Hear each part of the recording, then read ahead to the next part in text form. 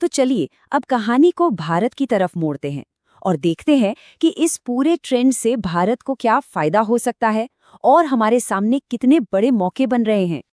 इसका असर ना एक चेन रिएक्शन की तरह होगा। सबसे पहले अरबों डॉलर का निवेश आएगा, फिर उस पैसे से देश में वर्ल्ड क्लास डेटा सेंटर बनेंगे। इससे हजारों लाखों नई नौकरियां पैदा होंगी और सबसे जरूरी बात, भारत का अपना डिजिटल इकोसिस्टम और भी ज्यादा मजबूत होगा, जो नए नए स्टार्टअप्स को जन्म देगा। और बात सिर्फ बिल्डिंग बनाने तक ही सीमित नहीं है।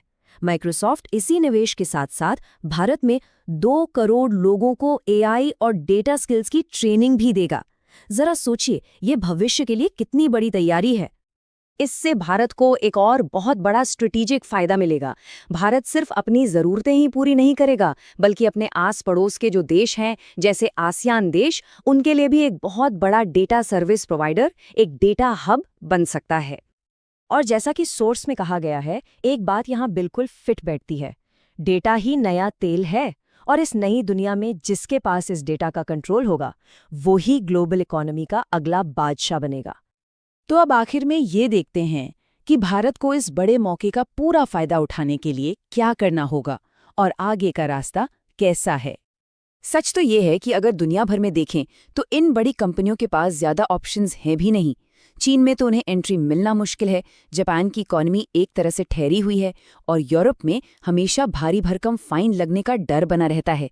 तो ऐसे में घूम फिर कर इतने बड़े निवेश के लिए भारत ही सबसे मजबूत दावेदार नजर आता है।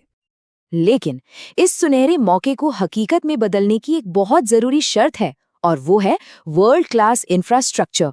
सोर्स के मुताबिक अगर भारत इस एक चीज पर फोकस बनाए रखता है तो बाकी सब अपने आप होता चला जाएगा।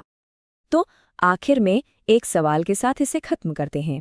माइक्रोसॉफ्ट और गूगल ने तो शुरुआत कर दी है, लेकिन भारत के इस डिजिटल भविष्य में दांव लगाने वाला अगला बड़ा खिलाड़ी कौन होगा, ये देखना वाकई बहुत दिलचस्प होगा।